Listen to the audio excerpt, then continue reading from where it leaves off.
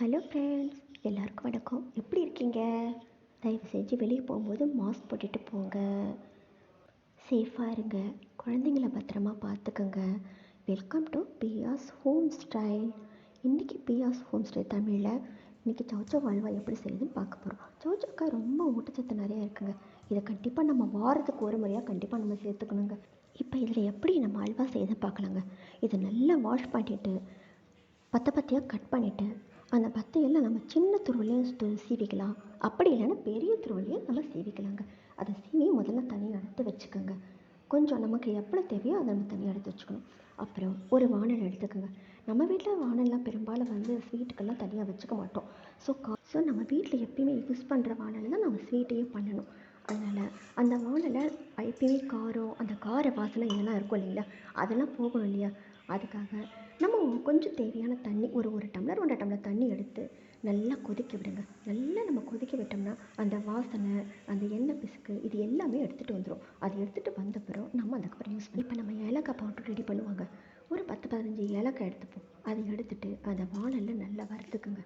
வறுத்துட்டிங்கன்னா அந்த ஏலக்காய் கொஞ்சம் உப்பி வரும். உப்பி வரும்போது நம்ம தனியாக எடுத்து மிக்சியில் போட்டு கொஞ்சம் சுகரை ஆட் பண்ணி நம்ம அரைச்சி பவுடராக அரைச்சி வச்சுக்கலாங்க.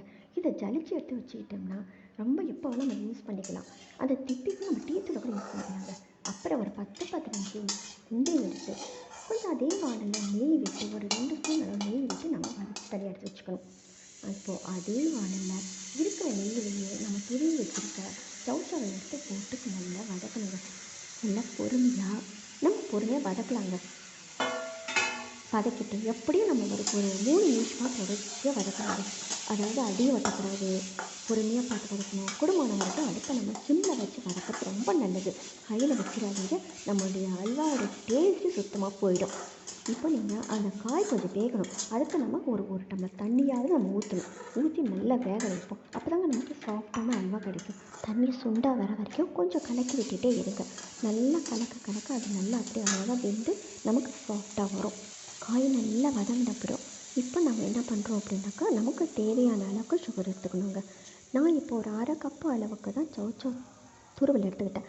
அதுக்கு தகுந்த மாதிரி ஒரு 3 ஸ்பூன் அளவுக்கு சுகர் எடுத்துக்கிட்டேன். இப்போது அது கூட என்ன பண்ணுறோம் அப்படின்னாக்கா, நமக்கு கொஞ்சம் கேசரி பவுடர் கொஞ்சம் சேர்த்துக்கிறோம். ஆரஞ்சு கலர் கேசரி பவுடருங்க. அந்த கேசரி பவுடரை சும்மா ஒரு பிஞ்சு தாங்க, சும்மா ஒரு சிட்டிக்கை அளவு அதை நம்ம போடணும். அதுவே நல்ல கலர் கொடுக்கும். அதை போட்டு கிண்டிட்டு அதுக்கப்புறம் நம்ம அரைச்சி வச்சுருக்கோம் பாருங்கள் ஏலக்காய் பவுடர், அதிலேருந்து அதுவும் சும்மா ஒரு 2 சிட்டிகை அளவு, இல்லை நமக்கு எவ்வளோ அளவுக்கு ஃப்ளேவர் தேவையோ அந்த ஏலக்காய் ஃப்ளேவர் கொஞ்சம் சிலருக்கு நிறைய பிடிக்கும். ஸோ அதுக்கு தகுந்த மாதிரி நம்ம ஏலக்காய் போட்டுக்கணுங்க. ஏலக்காய் போட்டு நல்லா மிக்ஸ் பண்ணும்போது நல்ல ஒரு வாசனை வரும். இந்த டைமில் நமக்கு தேவைப்பட்ட கொஞ்சோண்டு நெய் மிக்ஸ் பண்ணிக்கலாங்க. மிக்ஸ் பண்ணி நல்லா கலந்து விட்டுக்கோங்க. எல்லாம் இப்போ சேர்ந்து வரும்போது நாம் முதல்ல நெய்யில் வறுத்து வச்சுருக்கோம் பாருங்கள் முந்திரி பருப்பு, அந்த முந்திரி பருப்பை நாம் இப்போ அதில் போடுறாங்க.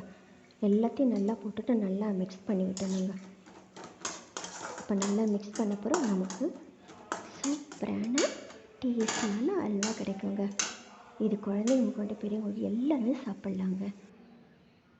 பார்த்திங்களா, நம்ம நெய் தடவின ஒரு பவுலில் இதை நம்ம ட்ரான்ஸ்ஃபர் பண்ணிட்டோம். இது எல்லாருக்கும் ரொம்ப பிடிக்கும்னு நினைக்கிறேன். So please like, share and subscribe. கண்டிப்பாக எல்லோரும் நம்ம சேனலை பார்த்து யூஸ் பண்ணுங்கள். தேங்க்யூ ஃபார் வாட்சிங். எல்லாருக்கும் ரொம்ப நன்றி. Bye bye friends.